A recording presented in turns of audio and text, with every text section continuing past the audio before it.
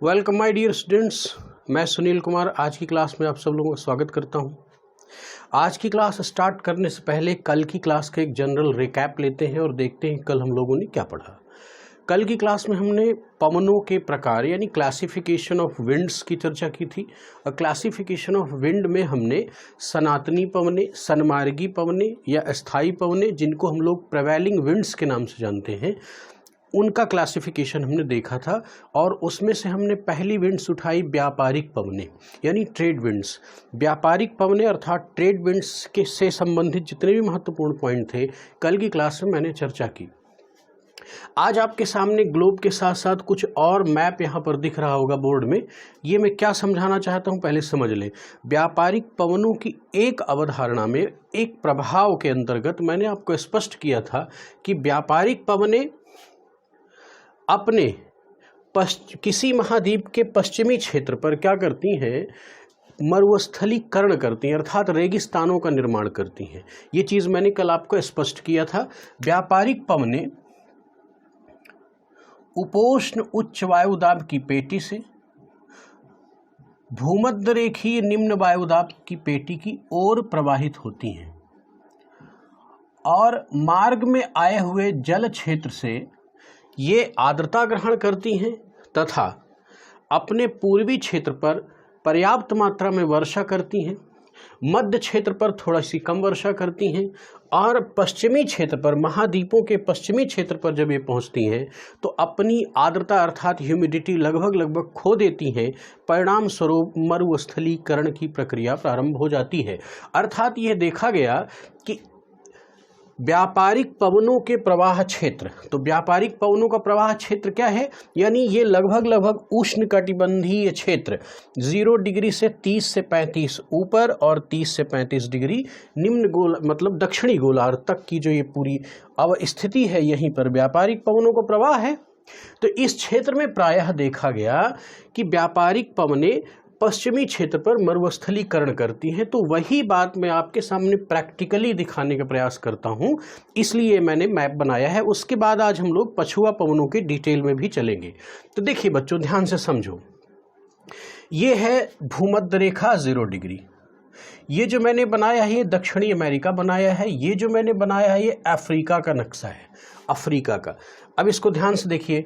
इस तरफ जो जलीय क्षेत्र है, इस तरफ का जो जलीय क्षेत्र है वो अरब की खाड़ी है, अरब सागर जिसको हम बोलेंगे, अरब सागर।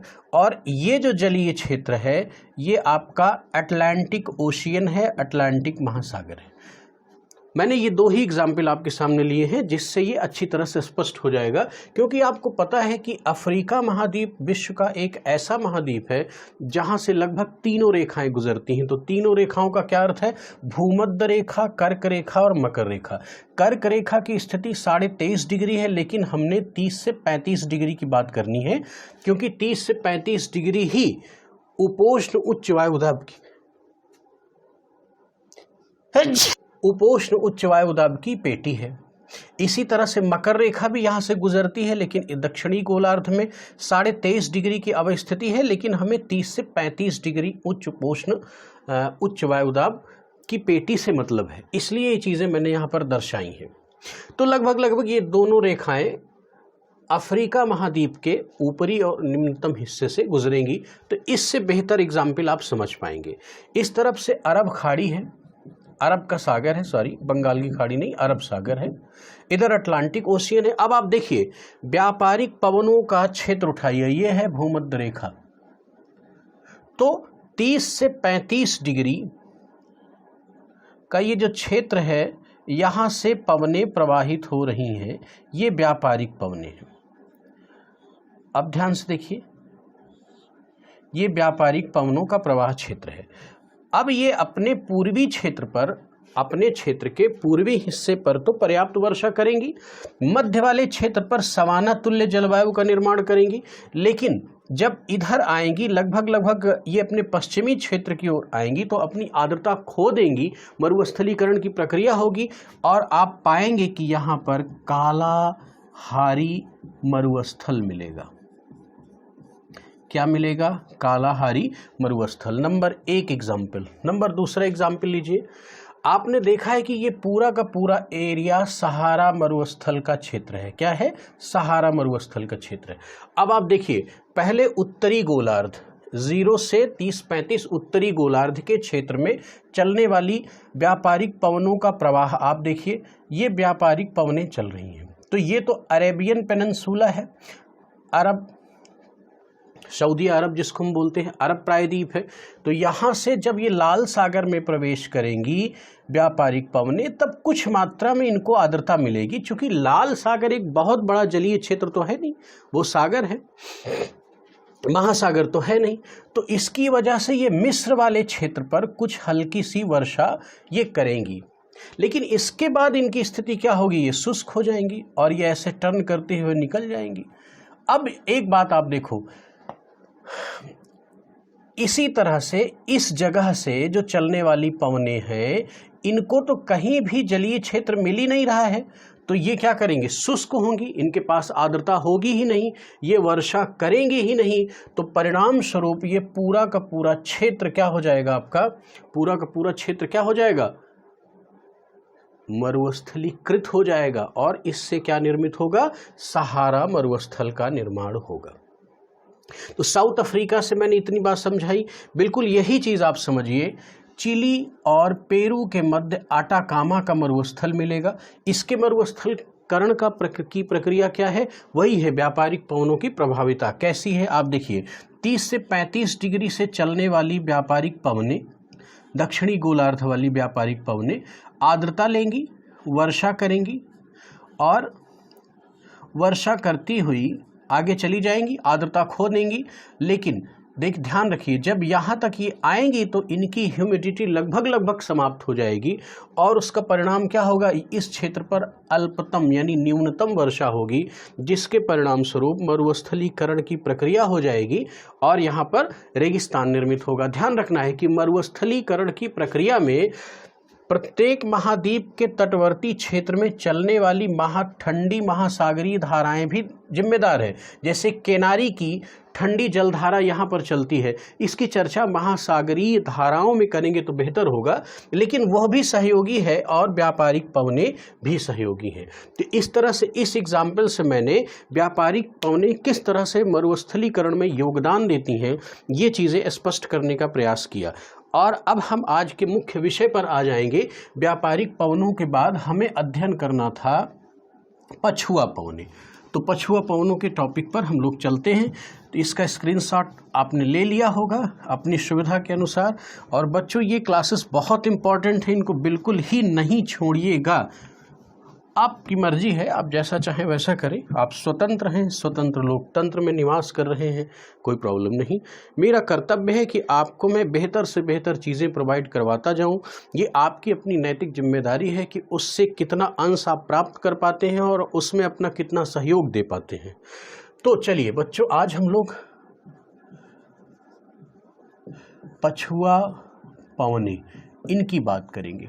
देखिए, शब्द पछुआ, पछुआ का मतलब है पश्चिम, पश्चिम का मतलब क्या होता है? वेस्ट। तो वेस्टर्लीज भी इनको कहा जाता है। क्या कहा जाता है? वेस्टर्लीज। अब ध्यान से देखिए, व्यापारिक पवनों का प्रवाह क्षेत्र भूमध्य रेखा से 30 से 35 डिग्री की अवस्थिति दोनों गोलार्धों में ऐसी है। पछुआ पवनें इसके ठीक ऊपर हो जाएंगी। 30 से 35 डिग्री से 60 से 65 डिग्री के मध्य का जो प्रवाह क्षेत्र होगा वो पछुआ पवनों का होगा। ये बात पहले अपने दिमाग में आप बैठा लीजिए, राइट। इसी तरह से हम दक्षिणी गोलार्ध में चलेंगे, यानी 0 डिग्री के दक्षिण यानी सदर्न हेमिस्फीयर की अगर हम बात करेंगे तो वहां पर भी स्थिति क्या बनेगी? वहां पर भी स्थिति क्या बनेगी कि 30 से 35 से 60 से 65 के मध्य इस दिशा में पवनों का जो प्रवाह होगा वो क्या होगा? पछुआ पवनों का प्रवाह होगा, पछुआ पवनों का प्रवाह। तो बच्चों, अब अगर इसको हम जियोग्राफी की परिभाषा, जियोग्राफी की भाषा में स्पष्ट करना चाहें तो कैसे इसके कंटेंट को हम डेवलप करेंगे? तो सबसे पहली चीज मैंने क्या बोला? प्रवाह क्षेत्र इसका देखते हैं। क्या देखते हैं? प्रवाह क्षेत्र। तो किस तरह से लिखेंगे हम? इसका प्रवाह क्षेत्र है उपोष्ण उच्च वायुदाब पेटी से, यहां से ये उच्च उपोष्ण उच्च वायुदाब पेटी ये हुई 30 से 35 वाली, इससे ये 60 से 65 तक जाती है। और ये 60 से 65 तक की जो पेटी है इसको हम क्या बोलते हैं?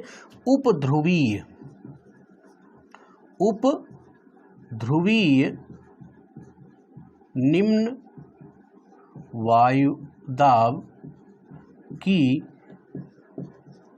पेटी के मध्य। बिल्कुल स्पष्ट हुआ। आप भी अपनी नोट्स में ऐसे ही इसको नोट करते चले जाएं।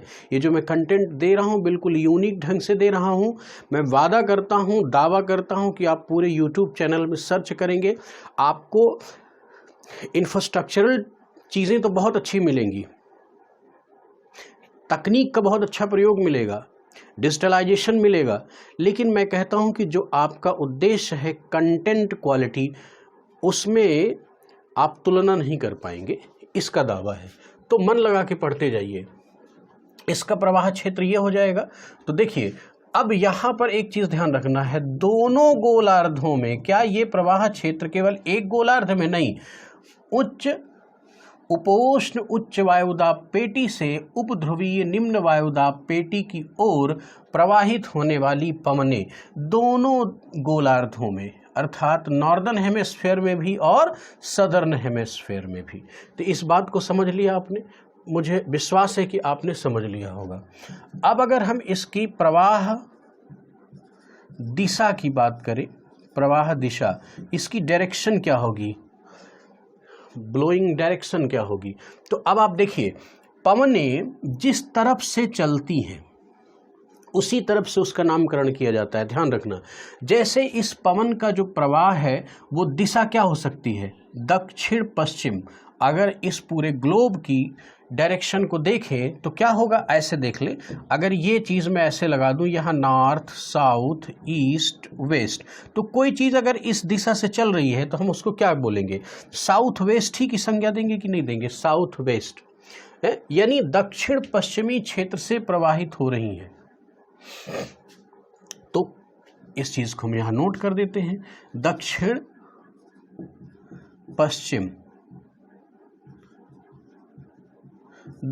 पश्चिम से किस तरफ जा रही हैं, उत्तर पूर्व की डायरेक्शन है। ये जो डायरेक्शन है वो क्या है, से उत्तर पूर्व की डायरेक्शन, उत्तर पूर्व की ओर। ठीक है, लेकिन ये स्थिति कैसे बन रही है बच्चों, इस बात को आप समझो पहले। ये जो स्थिति बन रही है कहाँ पर, उत्तरी गोलार्ध में। कहाँ पर, उत्तरी गोलार्ध। अगर मैं दक्षिणी गोलार्ध की बात करूं तो पवनें इस दिशा से चल रही हैं, हम इसको क्या बोलेंगे, उत्तर पश्चिम। उत्तर पश्चिम से ये किस डायरेक्शन में जाएंगी, दक्षिण पूर्व की ओर जाएंगी, से दक्षिण पूर्व की ओर, दक्षिण पूर्व की ओर इनकी स्थिति होगी। इस चीज को एकदम नोट करते जाएं, अगर आनंद चाहते हैं तो बिल्कुल नोट करते जाएं। अब देखिए पछुआ पवनों से मजेदार चीज क्या है, एक हेड और हम लेते हैं, इसकी दशा। थोड़ा सा दिशा आपने देख लिया ना, यहां पर दिशा देखा, अब मैं इसकी दशा दिखाता हूं। एक बात बच्चों समझो कि उत्तरी गोलार्ध में भूखंडों की अधिकता है। महाद्वीपीय क्षेत्र जितने भी अधिकतर पाए जाएंगे वो उत्तरी गोलार्ध में पाए जाएंगे। दक्षिणी गोलार्ध में सागरीय क्षेत्र की अधिकता है, अर्थात जल क्षेत्र की अधिकता है। तो इसका परिणाम क्या निकलेगा कि उत्तरी गोलार्ध में इस पेटी पर महाद्वीपों की अधिकता होने की वजह से पछुआ पवनों की प्रवाहिता कम होगी। कम पर कंसंट्रेट करें, कम होगी, लेकिन दक्षिणी गोलार्ध में जल क्षेत्र की अधिकता होने के कारण पछुआ पवनों की प्रभाविता अधिक होगी, अर्थात ये अधिक स्थिर और स्पष्ट होंगी, अधिक स्थिर और स्पष्ट होंगी और तीव्रगामी होंगी। कहाँ पर? तो देखिए इसकी दशा क्या बन रही है।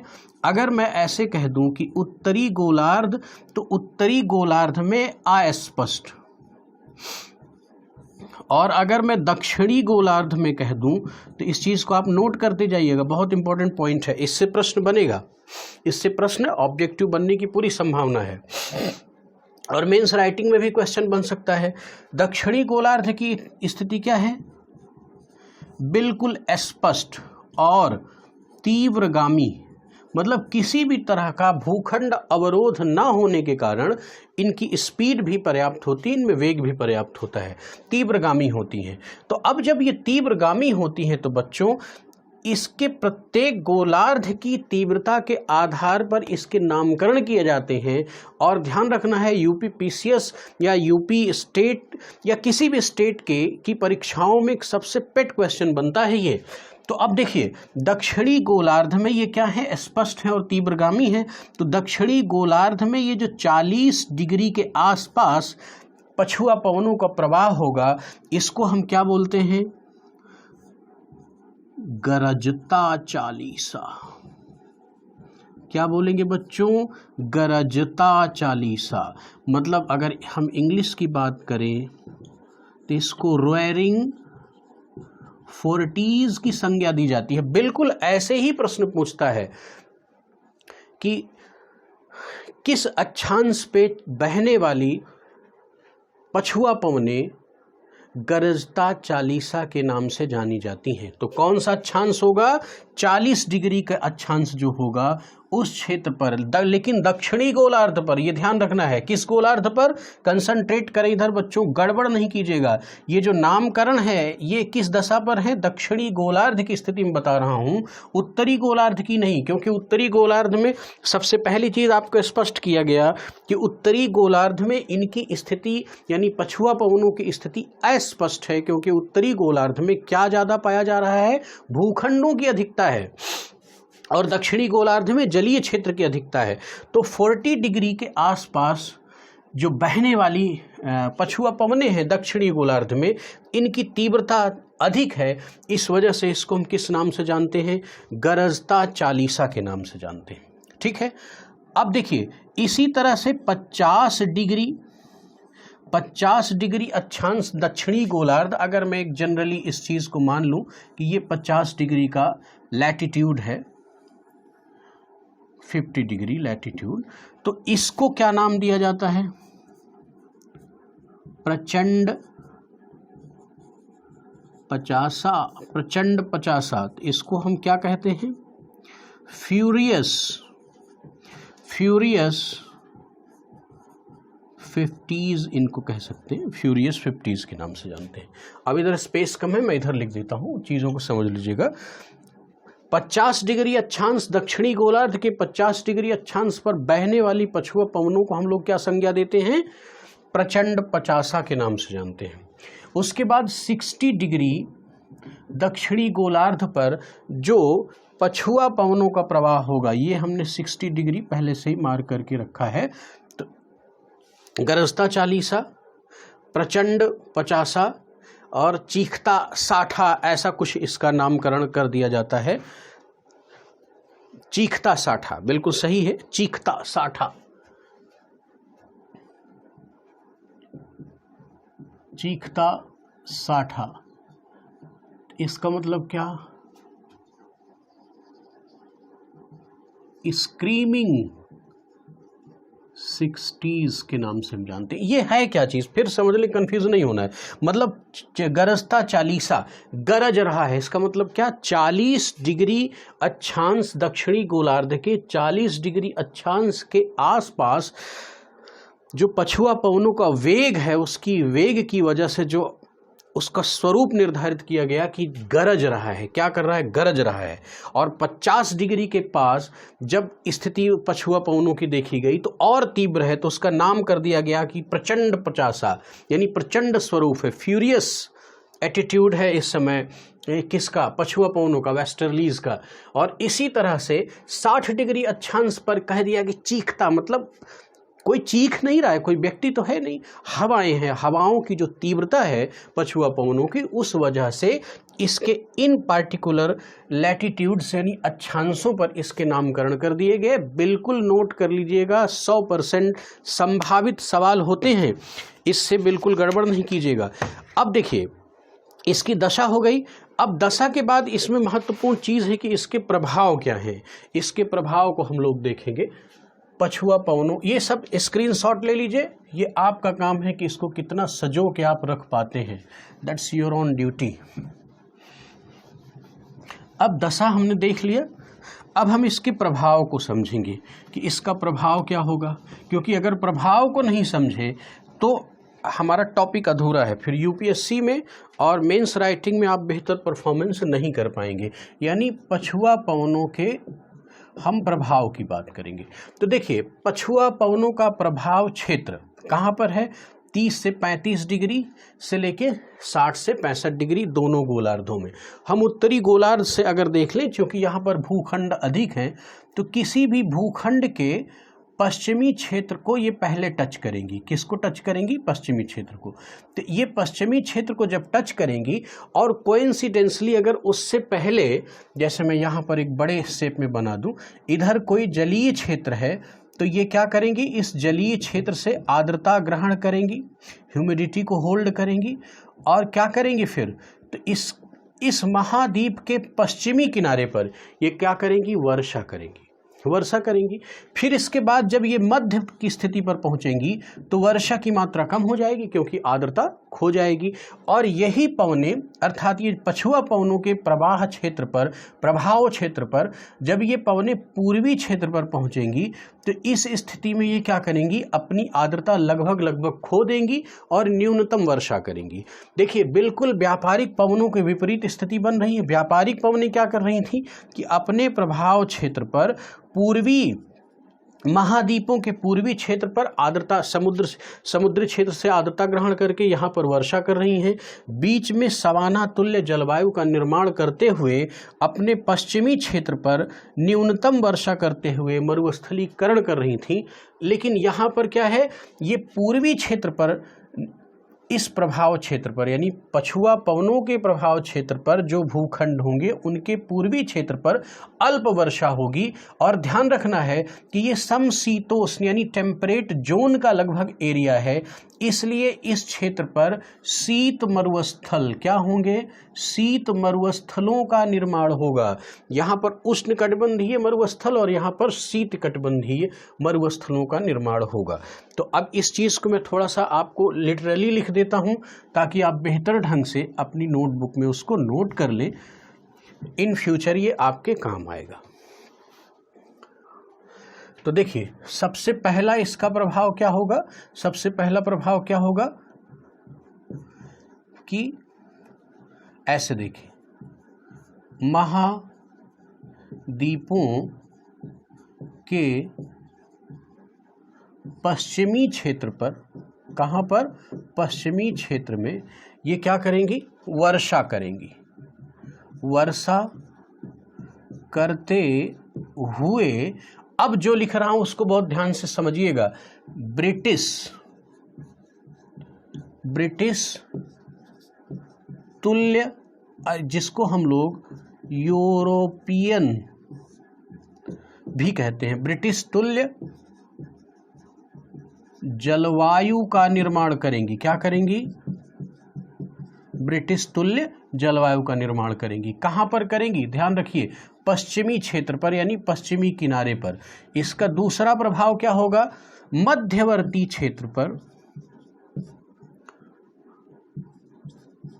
मध्यवर्ती क्षेत्रों पर ये क्या करेंगी, हल्की बारिश करेंगी। और ध्यान रखना है कि एक समशीतोष्ण क्षेत्र है, ये कटिबंध है पछुआ पवनों का, इसलिए क्या होगा, यहाँ पर हल्की वर्षा करेंगी। और साथ साथ क्या होगा कि ध्यान रखना है, समशीतोष्ण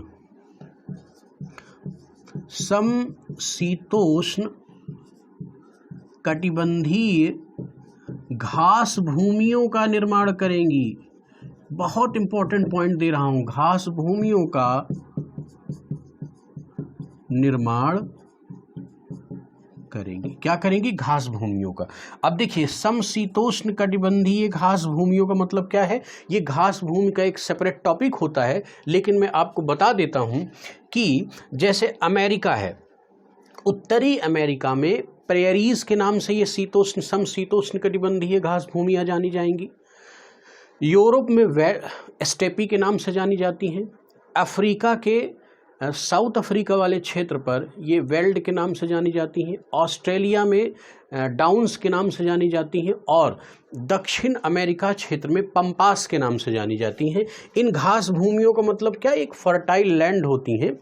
चूँकि घास भूमियाँ दो प्रकार की हैं, ये अलग टॉपिक पर मैं चर्चा करूंगा, उष्ण कटिबंधीय घास भूमियाँ और समशीतोष्ण कटिबंधीय घास भूमियाँ। तो पछुआ पवनों से संबंधित ये टॉपिक है कि अपने यानी महाद्वीपीय भूखंडों के मध्यवर्ती क्षेत्र में ये क्या करेंगी? समशीतोष्ण कटिबंधीय घास भूमियों का निर्माण करेंगी। अब जब ये निकलेंगी तो क्या होगा? पूर्वी किनारा होगा।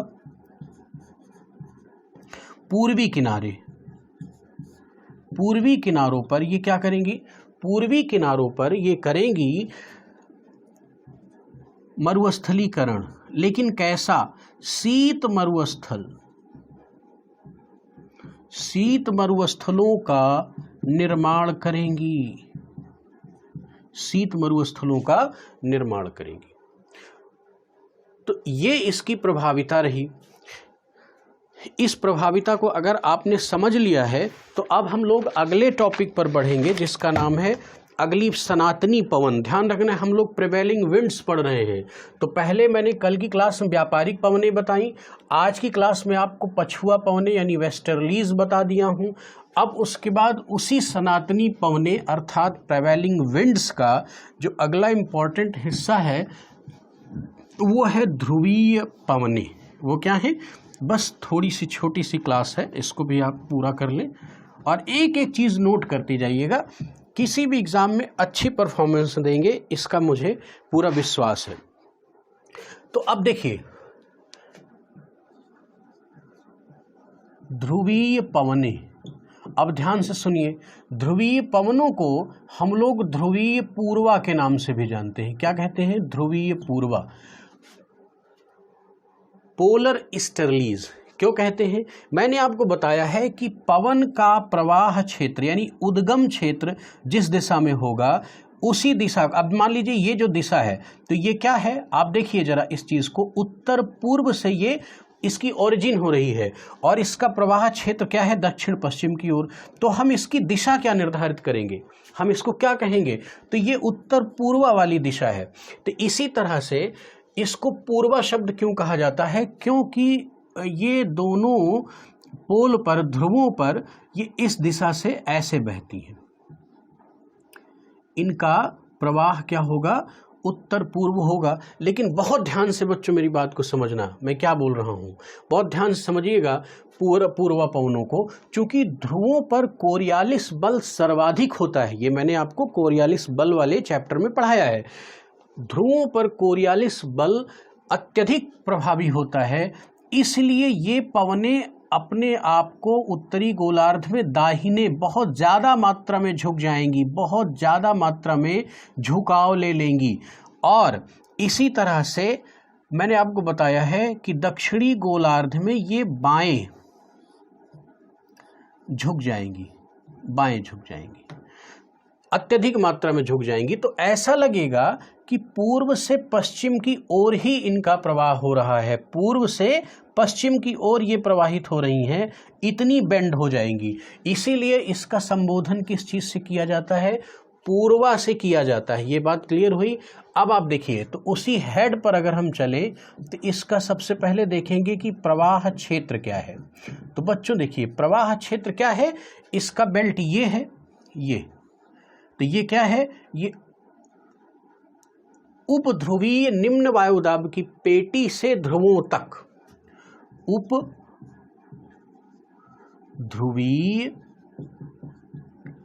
निम्न वायुदाब पेटी से कहाँ तक? ध्रुवों तक। ठीक है, एक ही गोलार्ध में नहीं, क्या करेंगे? दोनों गोलार्धों में। कहाँ पर? दोनों गोलार्धों में। तो ये तो इसका प्रवाह क्षेत्र हुआ। अब इसका प्रवाह दिशा, प्रवाह दिशा, तो अगर मैं प्रवाह दिशा की बात करूं तो ये उत्तर पूर्व, उत्तर पूर्व से दक्षिण पश्चिम की ओर। लेकिन ध्यान रखना है, चूंकि कोरियालिस बल अत्यधिक मात्रा में ध्रुवों में प्रभावी होता है, इसलिए सामान्यतः हम इसको क्या कह देते हैं? पूर्व से पश्चिम। कैसे? पूर्व से पश्चिम। ऐसे ये इतनी ज़्यादा बेंड कर जाती हैं कि ऐसा लगता है कि पूर्व से पश्चिम दिशा की ओर ही ये प्रवाहित हो रही हैं। इस तरह से अब देखिए, इसकी दिशा हो गई, तो अब हम इसके प्रभावों की बात करें। इसके प्रभाव की बात करेंगे तो देखिए, ये सबसे पहले जान ली कि ये फ्रिजिड जोन है। ये क्या है? फ्रिजिड जोन है, यानी शीत कटबंध है। जब शीत कटबंध है तो यहाँ पर हिमपात अधिक होगा, यानी बर्फबारी अधिक होगी। जब बर्फ अधिक होगा तो वहाँ पर जो चलने वाली पवनें हैं वो क्या करेंगी? आर्द्रता ग्रहण कर पाएंगी। क्या ह्यूमिडिटी उनको मिलेगी? नहीं मिलेगी। जब आर्द्रता नहीं मिलेगी तो इस क्षेत्र में चलने वाली पवनें क्या होंगी? इसके प्रभाव में पहली बात जाने कि उस क्षेत्र में चलने वाली पवनें क्या होंगी? शुष्क होंगी। क्या होंगी? शुष्क होंगी। ये जो इस क्षेत्र में चलने वाली, यानी ये जो ध्रुवीय पवनें हैं, ये क्या होंगी? शुष्क होंगी। शुष्क होंगी का मतलब क्या हुआ? कि इनके पास ह्यूमिडिटी नहीं होगी। ह्यूमिडिटी नहीं होगी। अब देखिए, जब ह्यूमिडिटी नहीं होगी तो अपने साथ ये क्या लेके आएंगी? क्या लेके आएंगी? बर्फ लेके आएंगी। जब बर्फ लेके चलेंगी तो अत्यधिक शीत उत्पन्न करेंगी। क्या करेंगी? अत्यधिक कोल्ड उत्पन्न कर देंगी जिस क्षेत्र में ये चलेंगी। और अपने साथ जब चलेंगी तो हिमपात भी करेंगी। हिमपात मतलब बर्फबारी भी करती हुई चलेंगी, क्योंकि बर्फ को ही उड़ाते हुए तो ये आगे बढ़ेंगी। उसके बाद एक महत्वपूर्ण चीज़ और जानिएगा कि जब ये देखिए, इस बेल्ट में चलने वाली पछुआ पवनों का जो स्वभाव होगा वो क्या होगा? थोड़ा सा गर्म होगा। और ये बिल्कुल शीत हैं, बिल्कुल ठंड है। तो ये जब इस क्षेत्र पर मिलेंगी, अर्थात ये उपध्रुवीय निम्न वायुदाब की पेटी वाले क्षेत्र पर ये जब आपस में कन्वर्ज करेंगी तो दो विपरीत स्वभाव की होंगी। ऐसे ही यहाँ पर भी है, लेकिन उत्तरी गोलार्ध का जो रिप्रेजेंटेशन है थोड़ा ईजी होता है, इसलिए समझा दे रहा हूँ। वही चीज़ें यहाँ भी अप्लाई होंगी। जब ये कन्वर्ज करेंगी तो इसका स्वभाव कुछ गर्म है, ये बिल्कुल ठंड है। तो दो विपरीत स्वभाव की पवनें जब आपस में कन्वर्ज करती हैं तो उस क्षेत्र पर वाताग्र का निर्माण होता है, फ्रंट का निर्माण होगा। तो ये क्या हो जाएगा? ये दैट बिकम फ्रंटल जोन, वाताग्र, वाताग्र का निर्माण हो जाएगा। और तो इस चीज को हम लिख सकते हैं कि उपध्रुवीय निम्न वायुदाब की पेटी पर वाताग्रीय स्थिति उत्पन्न करेंगी। जब वाताग्रीय स्थिति उत्पन्न करेंगी तो क्या होगी? वाताग्रीय वर्षा यहाँ पर होगी। और ध्यान रखना है, जो फ्रंट्स होते हैं, दो विपरीत स्वभाव की वायु राशियाँ जब जहाँ पर मिलेंगी तो इनके विपरीत स्वभाव होने की वजह से ही वहाँ पर चक्रवातीय दशा उत्पन्न होगी। तो यहाँ पर इसका मतलब क्या होगा? चूँकि कटिबंध कैसा है? शीतोष्ण। तो हम देखेंगे कि यहाँ पर शीतोष्ण कटिबंधीय चक्रवातों की उत्पत्ति होगी। क्या होगी? चक्रवातों की उत्पत्ति होगी। चक्रवातों की उत्पत्ति होगी। अब देखिए, जहाँ पर चक्रवात उत्पन्न होंगे तो वो धरातलीय क्षेत्र में चक्रवात जब ऊपर प्रवाहित होते हैं तो ऊपर वो बिखरते हैं, यहाँ पर वो संकुचित होते हैं। ये चक्रवात के अलग चैप्टर में मैं आपको पूरा चक्रवात के बारे में बताऊंगा कि साइक्लोन क्या होता है। लेकिन साइक्लोन सरफेस एरिया जब ऊपर जाता है तो ये एंटी साइक्लोन में बदल जाता है, यानी प्रति चक्रवातीय दशा होगी। तो जिस क्षेत्र पर चक्रवातीय दशा है तो वहां पर क्या होगा, प्रति चक्रवातीय दशा भी होगी, प्रति चक्रवातीय दशा भी उत्पन्न करेगी। कौन, ध्रुवीय पवनें। तो इनको हम लोग किस नाम से जानते हैं, पूर्वा के नाम से। तो आपने ध्रुवीय पवनों के प्रवाह क्षेत्र को समझा, ध्रुवीय पवनों के प्रवाह दिशा को समझा, ध्रुवीय पवनों के प्रभाव को समझा। प्रभाव में ध्यान से देखें, मैंने आपको बताया कि ये शुष्क स्वभाव की होंगी, शीत उत्पन्न करेंगी और ये हिमपात करेंगी। हिमपात, ये भी ध्यान रखना है, ये हिमपात करेंगी। अब देखिए, इन्हीं को हम लोग साइबेरिया वाले क्षेत्र पर, पुर्गा कनाडा वाले क्षेत्र पर ब्लिजार्ड इत्यादि नाम से जानते हैं। जब हम स्थानीय पवनों की बात करेंगे तो यही इसकी चर्चा में इसलिए अभी नहीं कर रहा था उन नामों की चर्चा, क्योंकि मैं जब अभी लोकल विंड्स बताऊंगा तो ये जो शीत कटिबंधीय क्षेत्र पर यानी साइबेरिया के क्षेत्र पर, कनाडा के क्षेत्र पर चलने वाली जो पवनें हैं इनका नाम दे दिया जाता है, पुर्गा, ब्लिजार्ड इत्यादि। तो मैं उनकी चर्चा करूंगा, वो नाम से यहाँ पर मतलब नहीं है, यहाँ पर हम इसके सनातनी स्वभाव पर चल रहे हैं जिसको हम प्रिवेलिंग विंड्स के अंतर्गत पढ़ रहे हैं। तो ये हिमपात भी करेंगी और क्या करेंगी कि उपध्रुवीय निम्न वायु दाब की पेटी पर वाताग्रीय स्थिति उत्पन्न करेंगी, फ्रंट का निर्माण करेंगी, क्योंकि ऊपर से शीत राशि और नीचे से पछुआ पवन हल्की गर्म वायु राशि के रूप में जाएंगी। और जहाँ पर in that place where they both converge that become the area of the fronts, वहाँ पर फ्रंट का निर्माण होगा। और उसके बाद फिर क्या होगा, at that area there will be frontal rain, वाताग्री वर्षा होगी। और वहाँ पर क्या होगा, वहाँ पर होगा शीतोष्ण यानी टेम्परेट जोन के जो साइक्लोन्स हैं उनकी उत्पत्ति होगी। और फिर जब साइक्लोन्स बनेंगे तो एंटी साइक्लोन स्थिति भी वहाँ पर होगी। ये चीज़ें हमने ध्रुवीय पवनों के बारे में पढ़ा। तो मेरे प्यारे बच्चों, मेरा विश्वास है कि आज की क्लास आपके लिए बहुत बेनिफिशियल होगी। एक एक चीज़ को 2-3 बार वीडियोस को देखें, उसके बाद अपनी नोटबुक में प्रॉपरली नोट करते जाएं और मेरा विश्वास है कि इन टॉपिक्स पर अच्छी परफॉर्मेंस आप देंगे। Thank you very much.